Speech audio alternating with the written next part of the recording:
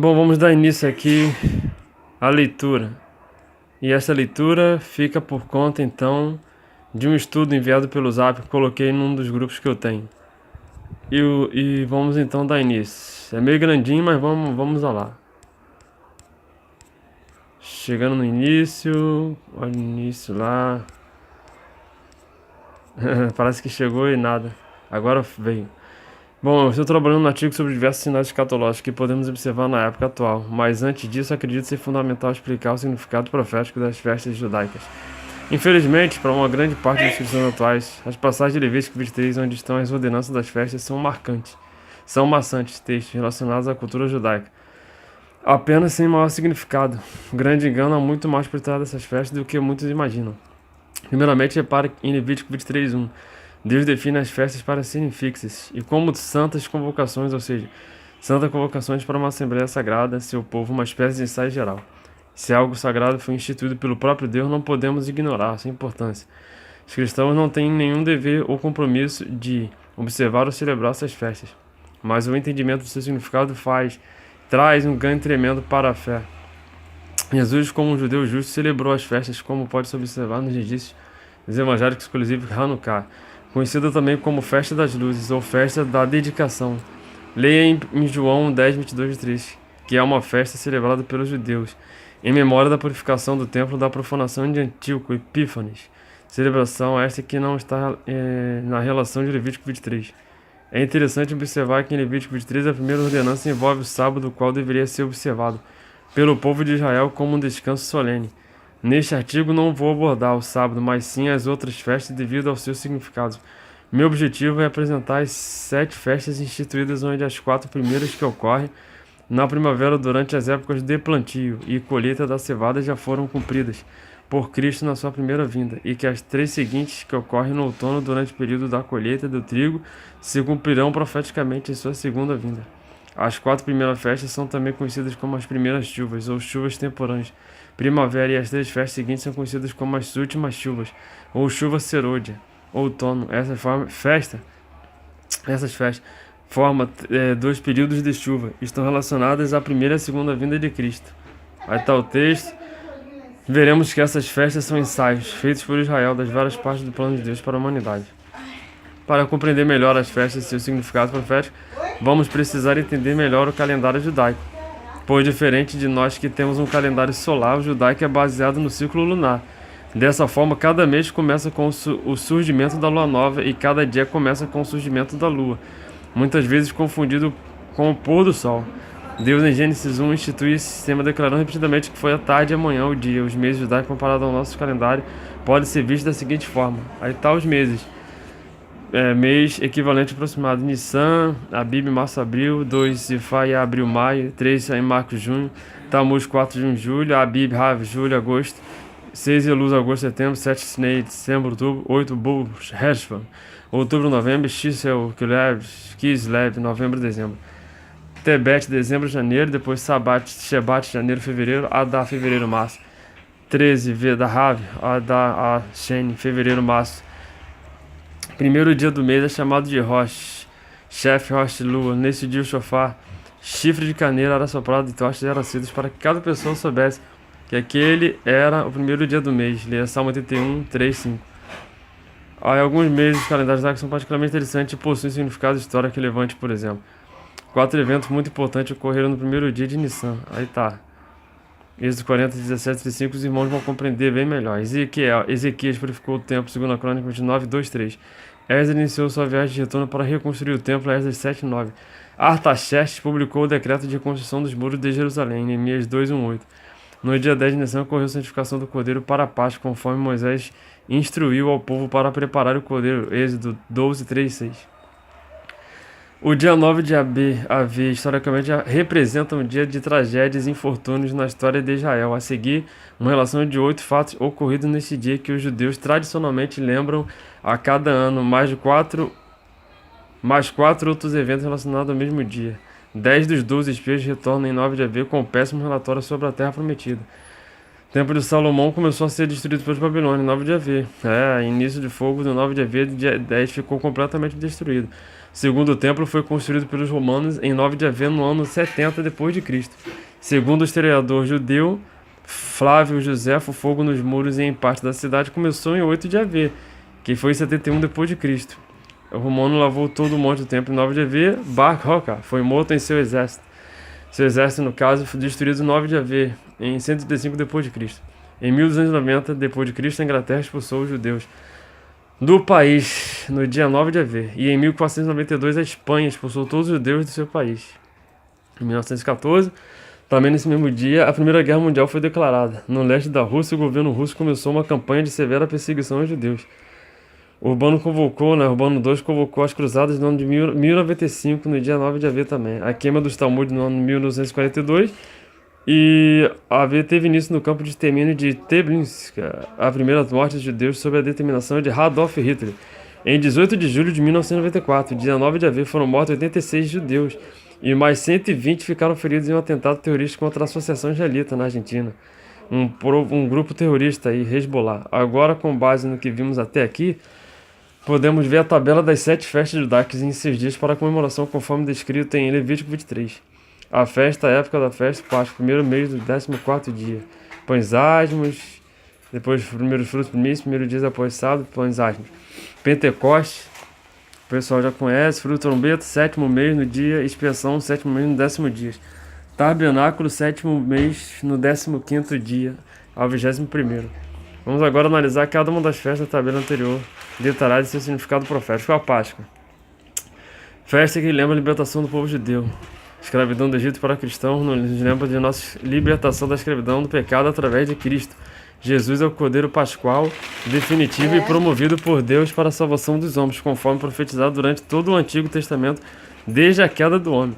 O Cordeiro tinha de ser sacrificado no crepúsculo ou no início do entardecer, o horário das 3 da tarde, né? Hora nona, divisão entre oblação, que é o sacrifício, menor oblação, oferta. Maior Jesus foi crucificado às 9 da manhã, no dia 14 de Nissan, e morreu às 3 da tarde, sendo sepultado às 6 da tarde naquele mesmo dia. Na pessoa de Cristo, nessa festa, teve seu cumprimento máximo na cruz, onde foi cravada a cédula de nossa dívida. Os pães asmos. A Páscoa é seguida de uma semana de festa. Pães asmos não levedado. No Antigo Testamento, o fermento poderia ser leite, ovo ou qualquer outro ingrediente que, ao selecionado na massa, poderia se causar fermentação. Normalmente, o fermento é a levedura, e a massa se leveda quando é adicionada a outra massa, contaminada nessa massa fresca e pura, né? Gálatas 5:9. O termo fermento ou levedo, no seu sentido mais amplo, é qualquer coisa que pode causar uma mudança numa massa maior. Referente às escrituras, é qualquer coisa que corrompe um ingrediente quando é adicionado. No caso de Cristo, o que isso representa? Vejamos. Ele é o pão da vida. Ele não teve fermento. Ele foi açoitado, dilacerado, traspassado, etc. É cheio de suco na aparência. O matis é perfurado para que o calor de forno possa passar por todo o seu interior. E o matis é feito de semente esmagada. Em Cristo, a festa dos pães asmos foi cumprida, pois ele é o pão da vida, sem fermento, do qual devemos nos alimentar continuamente, para termos a vida e em abundância. Primeiros frutos. Durante o ano, existiam alguns sábados, shabat, entre extras, conhecidos como Shabaton, ou como Grande Shabat. Esses 7 Shabatons extras caíam em dias especiais do calendário, e não exatamente nas noites de sextas-feiras. O primeiro Shabaton do ano é no dia 15 de Nissan. O dia 15 de Nissan cai numa quinta-noite, e na sexta de dia, portanto, houve 2 Shabats. Um logo após o outro, seja um grande Shabat para a Páscoa do dia 15 de Nissan, e outro de 16 de Nissan, que foi Shabat normal, celebrado na sexta-noite e no sábado durante o dia. Isso só pode ser encontrado no Novo Testamento, onde a palavra traduzida Shabat é na verdade Shabaton. Aí veja também Mateus 26:62 e João 19:31. O dia da preparação refere-se a qualquer dia da semana, qualquer data antes do Shabat. Aí vem a festa dos primeiros frutos. Aí vocês vão pausando aí, depois vão lendo aí. Feita a premissa do que os dá em 1 Coríntios 15:20. As manifestações descritas em Mateus 27:52-53 foram as premissas de Cristo oferecidas a Deus Pai. Aqueles santos que ressuscitaram foram primeiros de uma intensa e imensa colheita que está para acontecer. A festa das primícias é a terceira e última festa que Jesus Cristo cumpriu, principalmente na terra. Aí tá, na parte da primícia ele subiu e ascendeu aos céus. 40 dias, né, depois ascendeu, aí 10 dias antes do Pentecostes, ele ainda virá fisicamente para cumprir mais 3 festas. Pentecostes, Depois a festa hebraica, que é chamada de Shavuot, significa semanas e se refere às semanas que estão entre as festas das primícias e Pentecostes. Aí vamos adiantar um pouco, mas deixar que os irmãos consigam ver que eu vou pulando porque é muita coisa. Aí tá, diante Pai, Shavuot, 2 pães ármos porosos eram levantados diante de Deus, já que os 2 pães contêm levedura, fermento, que eles representam. Os 2 pães são as 2 partes da igreja, a judia e a gentia. Podemos resumir que as 4 primeiras festas da seguinte forma: Páscoa, convocação pela morte do Messias. Pães ázimos, convocação pelo sepultamento do Messias.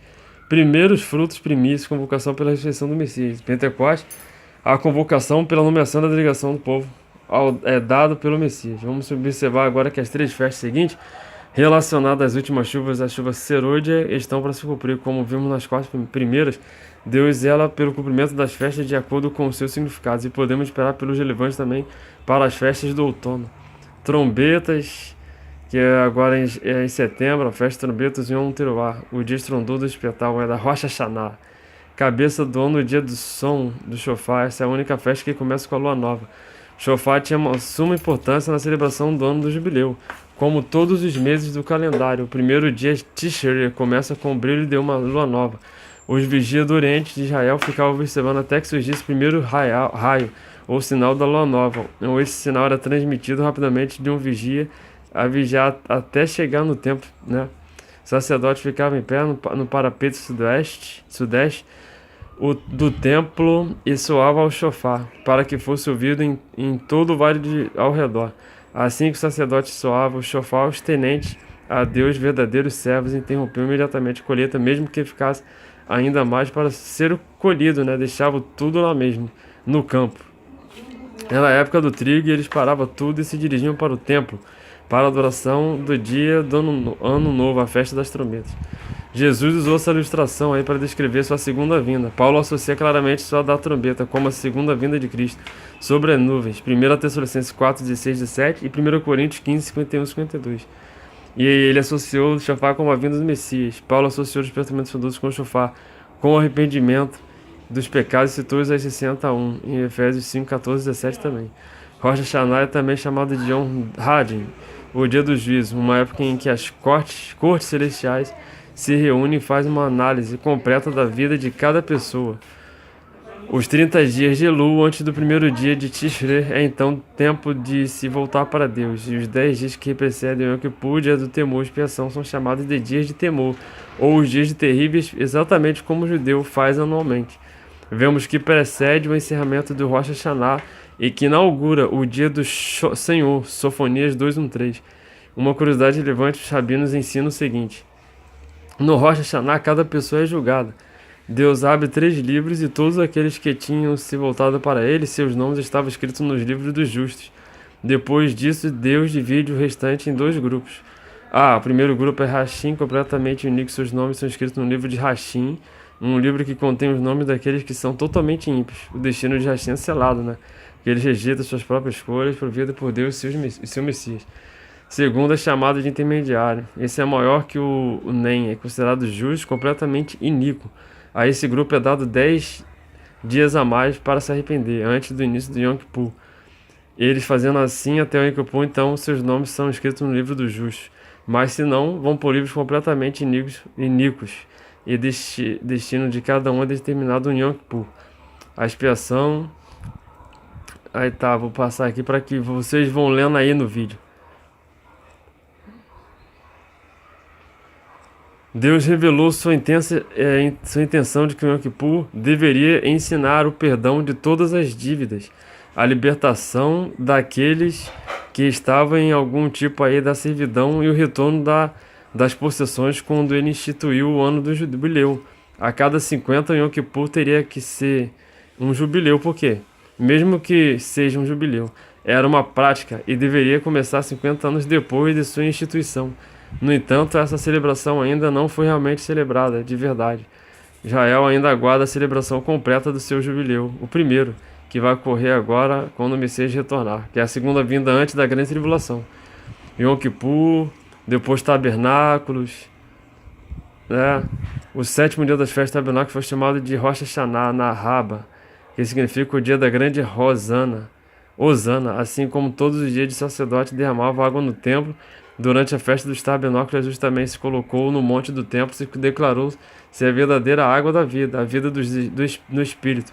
Estava sendo derramada dentro dele mesmo, e durante a festa dos tabernáculos, o monte do templo ficava impressionantemente iluminado, com muitas tochas e lanternas. No templo completamente iluminado, Jesus declarou ser ele mesmo a verdadeira luz. Essas tradicionais alusões à água e à luz, como aqui mencionados, lembram a parte do descritivo na Nova Jerusalém, que desce do céu, conforme está escrito no livro de Apocalipse. Jesus em pessoa é o nosso Sucote, nosso verdadeiro tabernáculo que habitará perpetuamente entre nós os homens. Com isso finalizado, entre pequenos estudos sobre a festa e seu significado profético, o cumprimento das últimas 3 festas está próximo, os sinais estão cada vez mais visíveis. Nos antigos anteriores dessa série de escatologia, já apresentei em que época estamos no próximo artigo. Vou apresentar vários sinais relacionados a essa época atual em que vivemos. Se deseja estudar com mais profundidade os temas da festa aqui abordados, recomendo a leitura do livro As Festas Judaicas do Antigo Testamento, do Dr. Greg Shannon Mercury Multry. Veja aqui. Este arquivo foi uma adaptação de vários trechos dessa obra. Que Deus abençoe e ilumine seu rosto sobre você e tenha misericórdia de você. Ricardo Luiz, do grupo, diretamente para o meu grupo, e agora o vídeo do meu Bodas do Cordeiro, todos os sinais, para pôr um estudo da palavra. Vídeo, ok? Fiquem todos na paz, fiquem com Deus, Deus abençoe. Maranatas, ora vem Senhor Jesus. Completando o vídeo. Glória a Deus. Aí, 17 minutos de vídeo. Para honra e glória do seu nome, mas que vai dar continuidade aí com os próximos vídeos que eu vou colocar a seguir.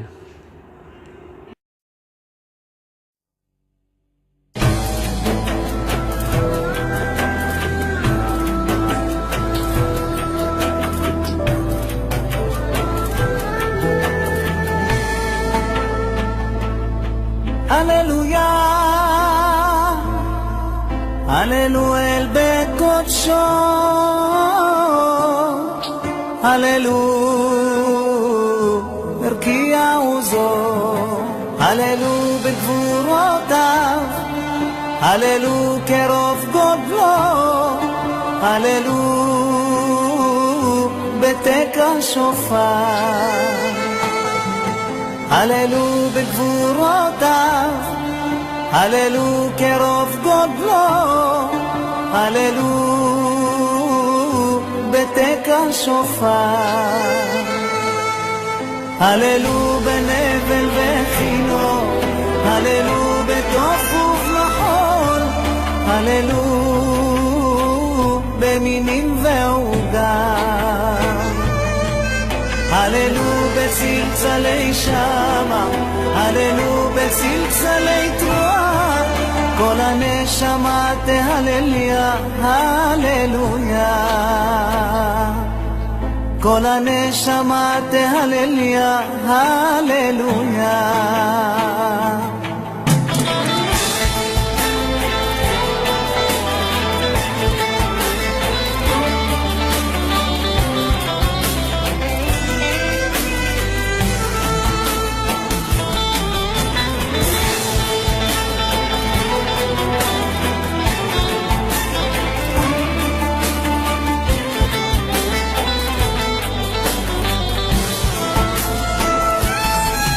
הללו בנבל וחינו, הללו בתוך ובמחול, הללו במינים ועוגה, הללו בצלצלי שמה, הללו בצלצלי תרועה, כל הנשמה תהלליה, הללויה, כל הנשמה תהלליה, הללויה, כל הנשמה תהלליה,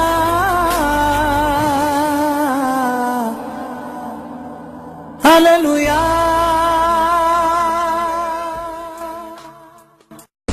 Em média, um piscar de olhos demora 0,4 de segundos para acontecer. A velocidade de um relâmpago pode ultrapassar a 1980 km por segundo. A essa velocidade, seria possível viajar de Belo Horizonte a Salvador antes que os olhos pisquem. Esse é o tempo que você teria para se arrepender durante a repentina volta de Jesus. Porque assim como um relâmpago sai do Oriente e se mostra no Ocidente, assim será a vinda do Filho do Homem. Num momento, num abrir e fechar de olhos, ante a última trombeta. Porque a trombeta soará, e os mortos ressuscitarão incorruptíveis, e nós seremos transformados.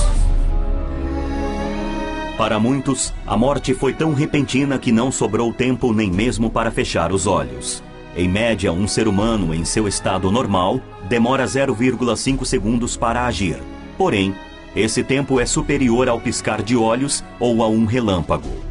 Por isso, a maioria na hora de sua morte não tem o tempo necessário para se arrepender. Este é um alerta, tanto para os que estão fora, quanto aos que estão dentro da igreja e não tomaram sua decisão. Não podemos deixar a salvação para a última hora. Ela tem que ser conquistada a cada momento e vivermos hoje como viviam os apóstolos em Atos. Assim como eles, temos que aguardar a volta de Jesus como se fosse agora. E vi os mortos, grandes e pequenos, em pé diante do trono. E abriram-se uns livros, e abriu-se outro livro, que é o da vida. E os mortos foram julgados pelas coisas que estavam escritas nos livros, segundo as suas obras. Observou que o livro da vida é apenas um? E que existem muitos outros livros com os relatos da vida de cada um? Portanto, podemos notar que o número de salvos será menor que o número de condenados. Seu nome estará em um dos livros ou no livro da vida?